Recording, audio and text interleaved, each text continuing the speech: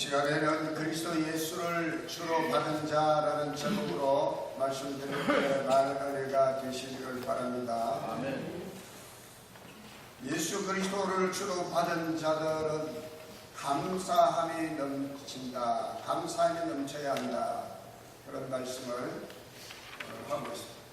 그리고 우리가 감사함이 넘치는 그리스도인으로서 어떤 삶의 자세를 우리가 가져야 될까, 어떤 신앙의 자세를 가져야 할까, 이런 물음을 하게 됩니다. 내가 누군지를 알면 그럼 내가 나의 본분과 나의 어떤 신분과 나의 정체성에 맞는 삶을 어떻게 살아야지? 많은 사람들이 자기가 누군지도 잘 모르고 사는 사람이 많습니다. 그래서 히라의 철학자 소크라테스는 지혜는 뭐냐? 자신을 아는 것이다. 그래서 많은 철학자들이 지혜를 구하지만 정작 지혜는 어디서부터 출발하느냐? 너 자신을 아는 데서부터 출발한다. 그래서 유명한 소크라테스의 말이 너 자신을 알라. 너 자신을 알라. 내가 누군지를 아는 게 굉장히 중요해요. 오늘 성경은 우리가 그리스도 예수를 주로 받은 자라고 이야기해요. 그냥 줄여서 그리스도인입니다. 그런데 이러한 예수를 주로 받은 자인 우리 그리스도인들은 다른 어떤 사람들과 달리 우리의 삶의 특성 가정 가운데 아주 중요한 특징을 이야기하고 있습니다. 감사함이 넘친다라는 것입니다. 그래서 오늘 저와 여러분의 삶 가운데 정말 우리가 그리스도인으로서 감사함이 넘쳐나는 생활 되기 위해서 어떻게 우리가 믿음의 자세를 가져야 할까?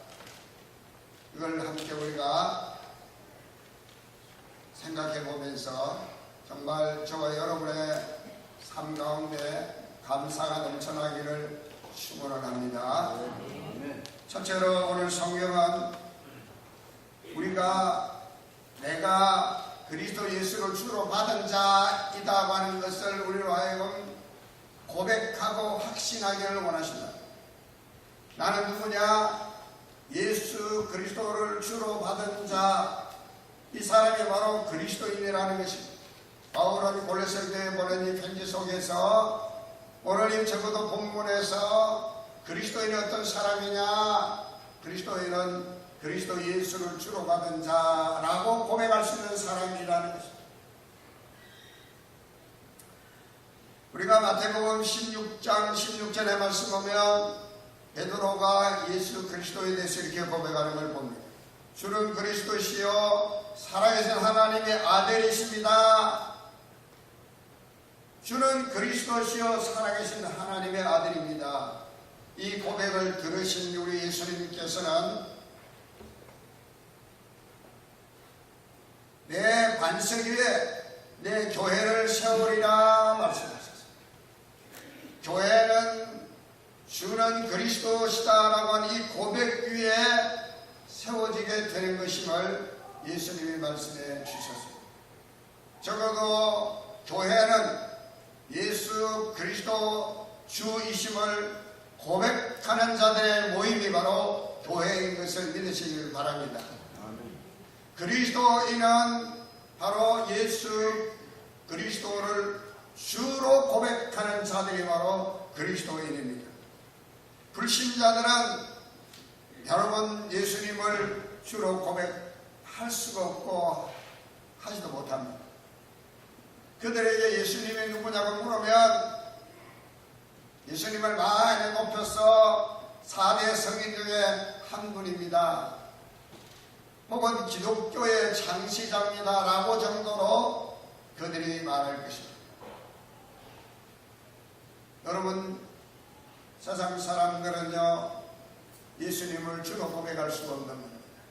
왜냐하면 그들은 마귀의 종이 되어 있기 때문에 그렇습니다. 죄의 종노릇하며 살아가고 있기 때문에 그렇습니다. 아니 저와 여러분들도 예수 그리스도를 믿기 전에는 마귀의 종노릇 했고 죄의 종살이를 했습니다. 그래서 마귀가 이끄는 대로 죄가 이끄는 대로 우리가 살아왔던 것입니다. 마귀는 속이는 자요, 거짓말하는 자요, 송사하는 자라고 성경에 말합니다.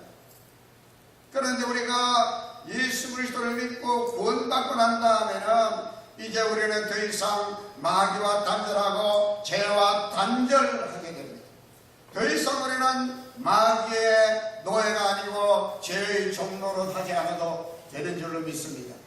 왜냐하면 예수님께서 우리의 모든 죄를 대신 짊어지시고 십자가에 달려 피 흘려 죽어주셨기 때문에 우리는 그 피값으로 구원받았기 때문에 이제 더 이상 마귀의 이리저리 끌리지 않아도 됩니다. 죄의 이리저리 이끌리지 않아도 됩니다. 그런데 우리가 아직도 마귀의 게임에 넘어가고 죄의 유혹에 우리가 빠진다고 하면 그 사람들은 뭔가 문제가 있는 사람. 목사라도 여기 계신 여러분 가운데 여러분의 직분이 어떤 사람이든 간에 우리는 예수 그리스도를 믿는 자라고 하면 이미 마귀의 단절, 죄와 단절된 사람에게 그 사람이 바로 예수 그리스도를 주로 받은 사람, 그리스도인입니다. 왜냐하면 우리가 예수 그리스도를 믿으면 우리는 주님의 십자가 앞에 나의 참혹한 죄의 모습을 발견하고 회개하게 됩니다. 진심으로 회개하는 자에게는 성령이 오셔서 그 성령께서 우리로 하여금 예수님이 누구신지를 증거하십니다. 그래서 고린도전서 12장 3절의 말씀 보면 누구든지 하나님의 영으로 하지 아니하고는 예수를 저주할 자라 하지 아니하고 성령으로 아니하고는 누구든지 예수를 주시라 할 수 없다라고 말씀합니다. 다른 말 이걸 바꾸고 말하면은 하나님의 영으로 말한 자는 예수를 저주하지 않고 성령으로 성령받은 사람은 예수님을 주라고 시인하고 고백하게 된다는 말씀을 하고 있는 것입니다. 성령을 받았기 때문에 성령은 우리로 하여금 예수 그리스도를 나의 주님입니다, 나의 주인이십니다라고 고백하게 하는 거죠. 내가 아직도 여전히 예수 그리스도를 주인으로 모시고 있지 못하다고 하면 성령을 내가 받았는지 성령을 소멸했는지 우리가 한번 돌아봐야 됩니다. 성령으로 우리가 거듭나지 않으면 하나님 안에 들어갈 수 없고 성령이 우리에게 떠나버리면 우리는 빈 껍데기뿐인 이름뿐인 그리스도인, 다른 말로 하면 가짜 그리스도인이 되는 겁니다. 짝퉁 그리스도인이 되는 겁니다. 헐뿐인 그리스도인이 되는 겁니다. 우리 속에 성령이 계시기 때문에 성령 우리로 하여금 내 삶의 주인, 내 인생의 주인, 생명의 주인은 예수 그리스도이십니다. 주인 되신 예수 그리스도가 나의 큐리오스입니다. 나의 주님입니다. 나는 당신의 이제 노예로 살겠습니다. 나는 당신의 종으로 살겠습니다. 이런 고백이 성령 받은 사람에게 나오는 것입니다. 그때 우리는 진정한 그리스도인의 모습을 갖게 되는 것이죠. 초대교회 성도들은 로마 황제를 주라고 부르지 않으면 그들의 생명을 위협합니다. 목숨 위태롭다고 이야기합니다. 그런데 초대교회 성도들은 어떻게 합니까? 엄청난 핍박과 박해를 받고 선교에 이르기까지 그들은 로마 황제를 주라고 부르지 않았습니다. 왜냐하면 오직 한 분 예수님만이 구원받은 성도 그리스도인의 주가 되시기 때문입니다. 누가 시켜서 그렇게 고백하는 것이 아닙니다. 내 안에 이미 와 계시는 성령이 그렇게 고백하게 하시고 증거하게 하시기 때문입니다. 그러므로 그리스도 예수를 주로 받았다는 것은 바로 성령 받은 그리스도인입니다 라고 하는 것을 의미합니다. 여러분 진정으로 예수님을 주님으로 고백하십니까? 그럼 여러분 가운데 다 성령이 내주고 계신 거예요. 근데 우리 예수님은 너희 입으로 주여 주여 하는 자마다 다 천국에 들어갈 것이 아니라고 말합니다.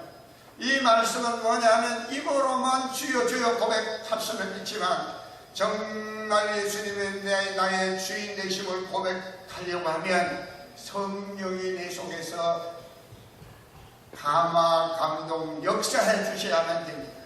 다른 말로 이야기하면 성령이 나에게 그렇게 시켜주셔야 됩니다. 여러분, 이러한 그리스도인들은 어떠한 상황 가운데서도 예수님을 나의 주님이라고 고백하게 됩니다. 여러분, 우리가 예수 그리스도를 주로 받게 된 것이 우리의 어떠한 공로나 우리의 노력에 의한 것이라고 찾아가지 마시길 바랍니다. 전적으로 하나님의 은혜요 하나님의 사랑의 선물입니다. 우리는 다 죄인들이었습니다. 이미 죽었던 죄인입니다.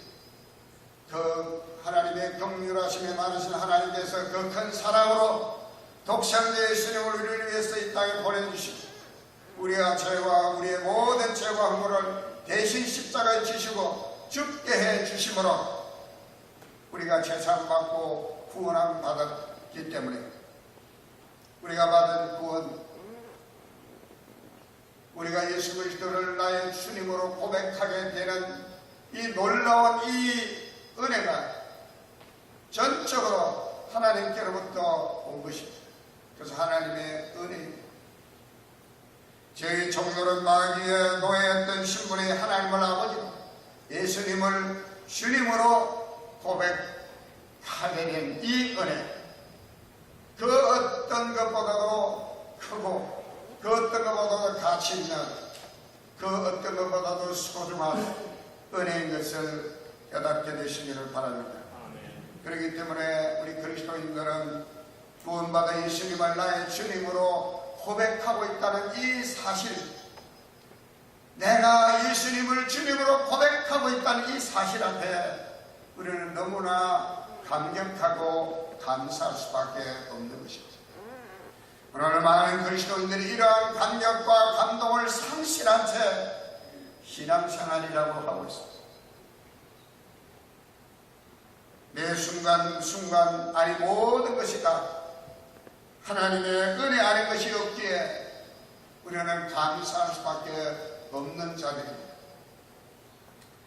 사랑하는 성도 여러분, 예수 그리스도를 주로 받은 그리스도인들 감사함이 넘쳐날 수밖에 없습니다. 왜냐하면 모든 것이 다 하나님의 은혜이기 때문입니다.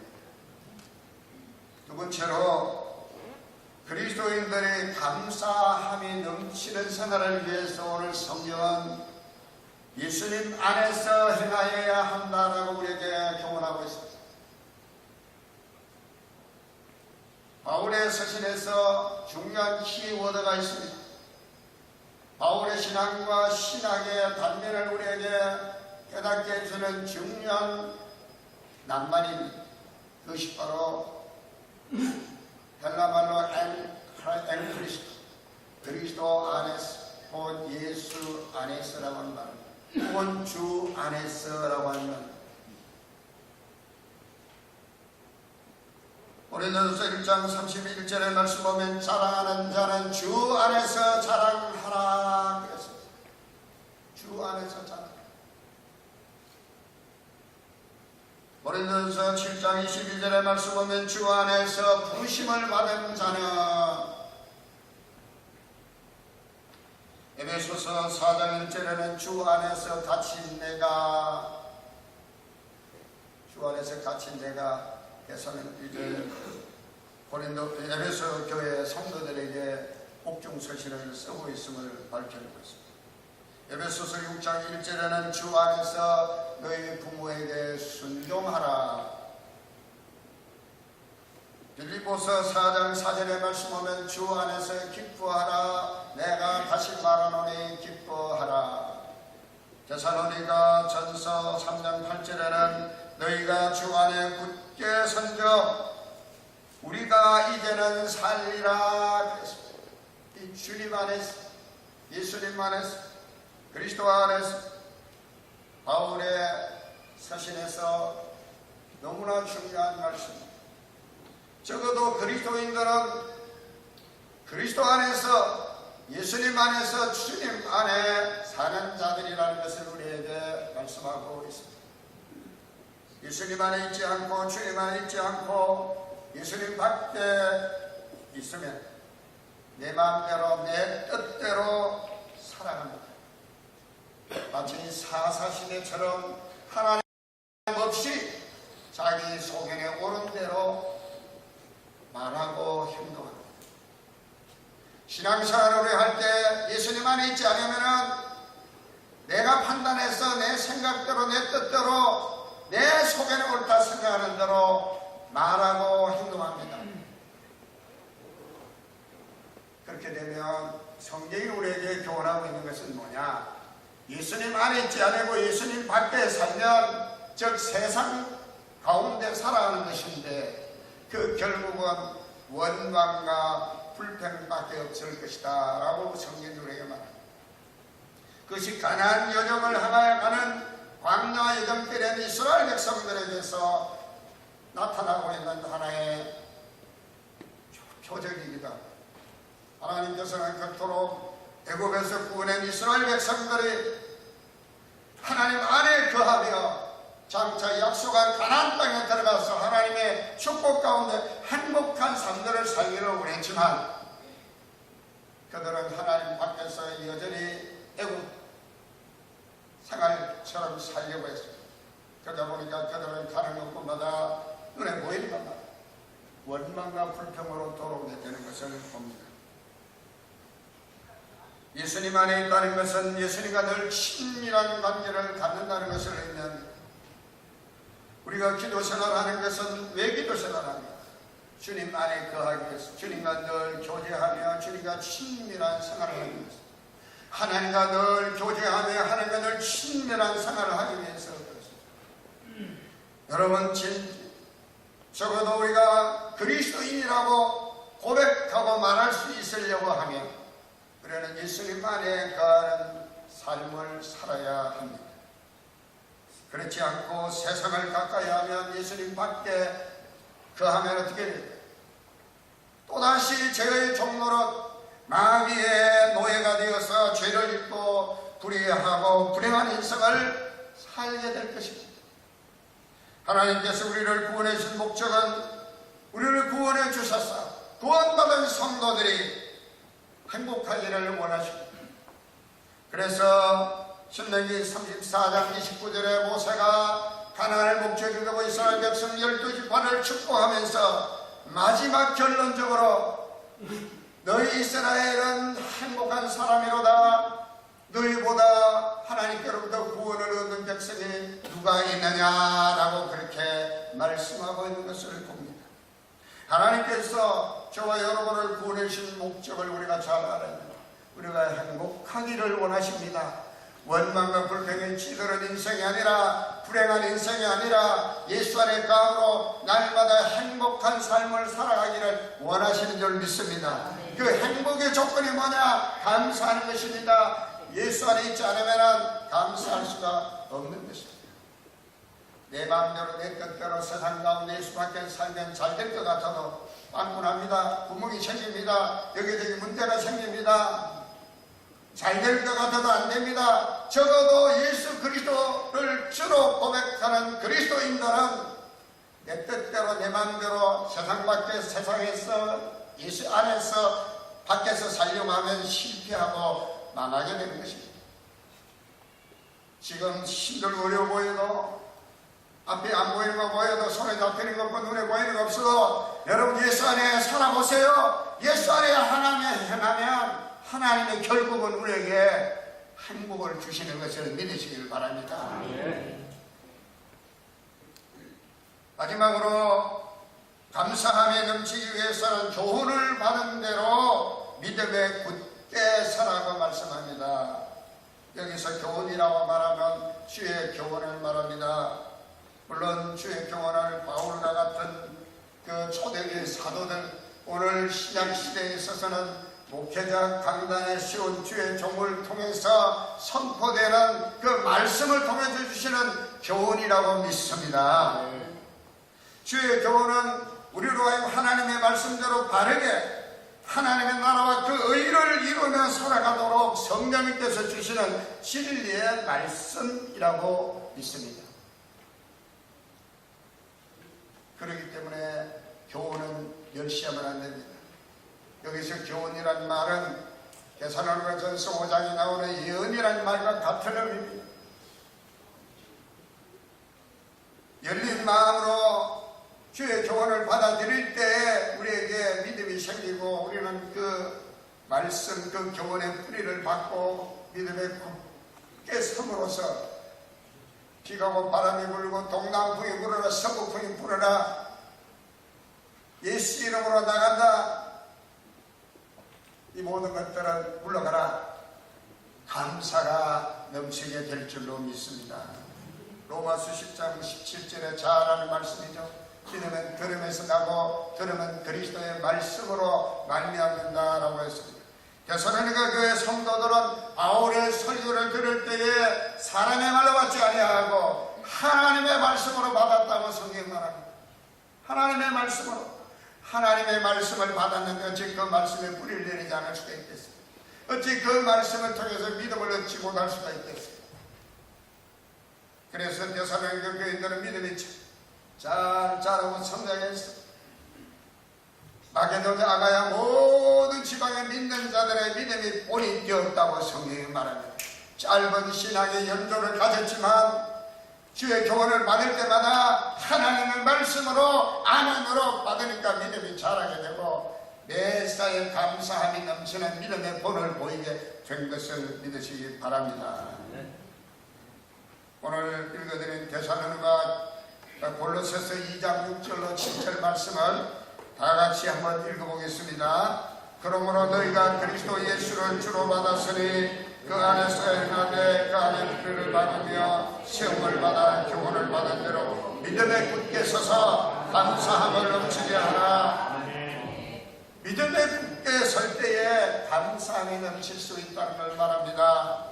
눈에 보이는 물질의 축복에는 우리 쉽게 감사할 수 있습니다. 그러나 눈에 보이지 않는 신령한 하나님의 축복에 대해서는 감사하기가 어렵습니다. 그러나 참된 믿음의 사람들은 영의 눈이 열려있기 때문에 눈에 보이는 것에는 쉽게 감사하는 자가 아니라 눈에 보이지 않는 하나님 주시는 신령한 축복을 보고 감사할 수 있게 되는 것을 믿으시기를 바랍니다. 다음 주일은 추수감사 주일입니다. 감사는 감사제례만 하는 것으로 착각하는 분들이 많아요. 아닙니다. 우리의 매일의 삶 속에서 하나님 우리에게 어떻게 간섭해 주시고 우리에게 어떻게 책임져 주시고 어떻게 인도해 주시고 어떻게 도와주셨는가.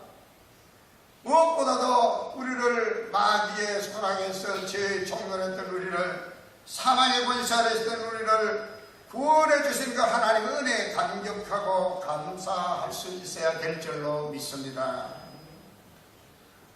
그렇기 때문에 우리 그리스도 예수를 주로 받은 성령 받은 그리스도인들은 감사가 체질화되어 있어야 됩니다. 체질이라는 것은 어느 한 순간에 그냥 몸에 배이는 게 체질이 아닙니다. 끊임없이 그 체질화시키기 위한 자기 노력이 필요한 것입니다. 저는 후보생 때, 장교 후보생 때 그냥 사관 후보생 때 훅훅 하는 소리만 들어도 눈이 번쩍 뜨고 자리에 벌떡 일어나요. 지금도 그냥 알람 소리 4시에 켜놓으면 알람 소리 딱 나면 그냥 자연스럽게 저도 모르고 그냥 잠있게 일어나요. 체질이 되어버렸어요.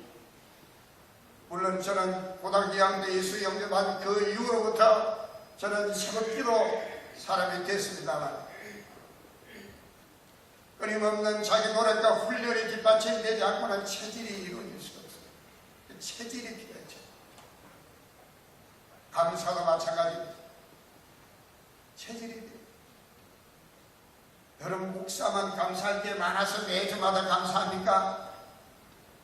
감사가 체질에 되기 위해서 그렇게 하는 거예요. 하나님은 그렇게 하는 거예요. 감사하는 자가 되라. 할렐루야. 생각해보면 정말로 감사할 게 너무 많습니다. 감사할 게 없다고 싶은 분들은 중환지시나 가보세요. 내가 내 코로 호흡하고 있는 것만 해도 감사하고, 내 입으로 뭘 먹을 수 있는 것만 해도 감사하고, 저도 그냥 수술받고 목 수술받고 그냥 누워있는데 이게 목을 제대로 들을 수 있는 것만 해도 감사하고.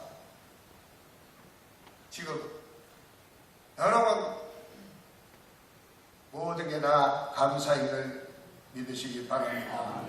18, 12초 영국의 영성신학자이며 웨슬리 목사님께까지 깊은 영감을 주었던 책이 있는데 홀리 라이프, 거룩한 삶이라는 책입니다.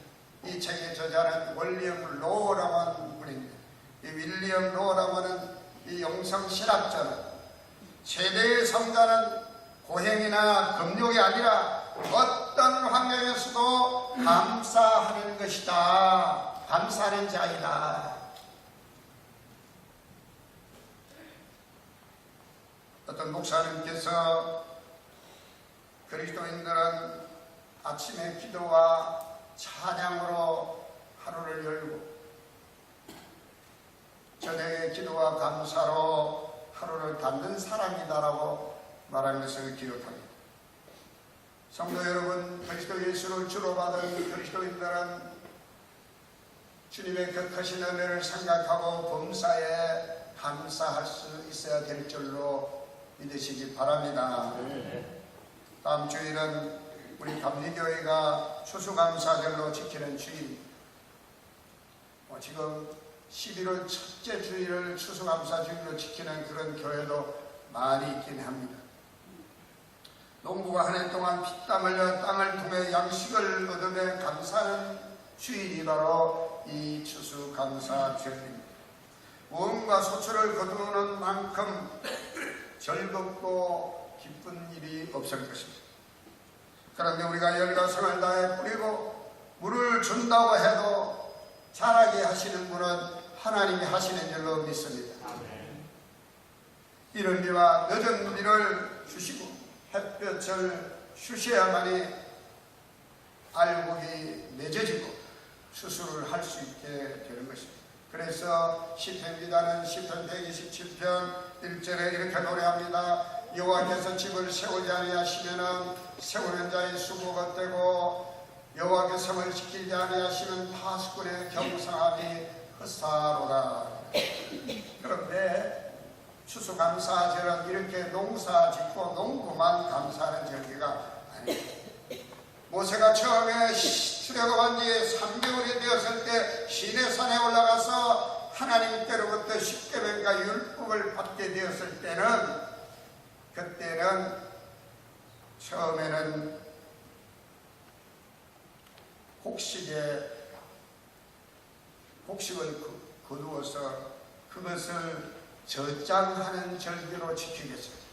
그래서 하나님 주시는 그 알곡을, 그 곡식을 하나님께 주신 신대로 바치도록 되어 있는 절기였습니다.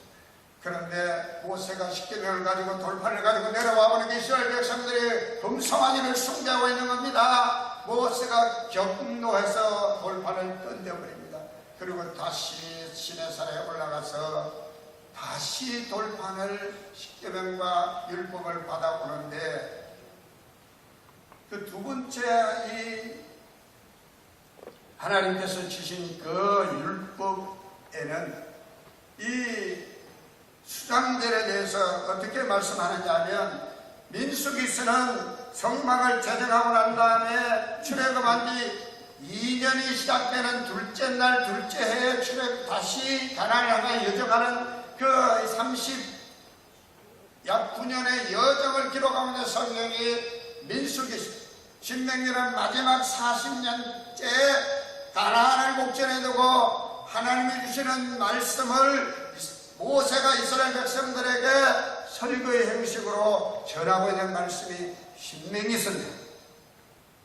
시내산에서 받았던 그 수장절 절기에 대한 규례와는 달리 금송아지 사건 이후에 하나님께서 이 추수절, 이 수중 수장절 혹은 초막절, 장막절에 대해서 말씀하실 때는 반드시 하나님께서 이 말씀을 하고 계세요. 신명기 16장 12절에 말씀하는 너는 애굽에서 종되었던 것을 기억하고 이 규례를 지킬지니라. 6월절, 7.7절, 매추절, 초막절, 수장절, 장막절 혹은 추수절이라고 하는 이 세 절기를 애굽에서 종살했던 너희를 구원해 주신 하나님을 기억하고 지키라. 그러니까 오늘 이 신학시대의 그리스도인들도요, 이 추수감사절, 추수절 때 나는 농사를 안 짓는데 라고 핑계댈 수가 없는 것입니다. 금송아지 사건 이후에 주신 말씀에는 왜 지켜요? 당연히 농사 짓고 그 곡식에 감사해서도 지키지만 구원해 주신 하나님의 구원하심에 감사해서 지키는 절기라고 성경이 말씀하고 있기 때문입니다. 사랑하는 여러분, 우리가 감사가 넘쳐나야 되겠습니다. 우리가 감사할 때는 크게 세 가지 방법이 있어요. 우리 아이들이 아멘 하더라고요. 지난주에 제가 설교를 했는데, 첫째로는 마음으로 감사하자. 할렐루야. 부모에게 자식들이 아버지, 어머니 은혜에 정말 마음으로 감사하는 마음이 있어요. 하나님 아버지에 대해서도 우리 주님에 대해서도 마음으로부터 감사함이 있어야 됩니다. 할렐루야. 기쁨으로 감사. 두 번째로는 뭐냐? 입으로 감사해야 돼요. 감사도 입으로 표현해야 됩니다. 할렐루야. 그리고 마지막으로 물질로도 감사해야 돼요. 여러분들이 여러분의 부모님의 은혜를 안다고 하면 마음으로도 감사하지만 여러분 입술로도 감사합니다. 물질로도 자그마한 점성이라도 부모님 은혜에 감사를 표현하시게 되기를 바랍니다. 하나님께도 마찬가지예요. 하나님께도. 예수님께서 부자가 하나님의 성전에서 동전을 떨어뜨리며 헌금하는 걸 보고 칭찬하지 않았습니다. 저는 많은 것 중에 작은 것을 드렸을 뿐입니다. 한 사렙돈 가구에 2렙돈을 드리는 걸 보고 예수님께서 저 여인은 자기의 전부를 드렸다. 무슨 말씀입니까? 마음이 담겨 있는 것입니다. 오늘 주신 말씀은 우리가 그리스도 예수를 주로 받은 자로서 주를 예수 그리스도를 주님으로 고백하는 사람들은 우리가 받은 구원의 은혜에 감사하고 그래서 모든 것을 감사하고 그래서 우리 삶 가운데 늘 감사가 충만해야 될 줄로 믿습니다. 할렐루야. 우리 다 같이 찬양하며 하겠습니다. 감사해요.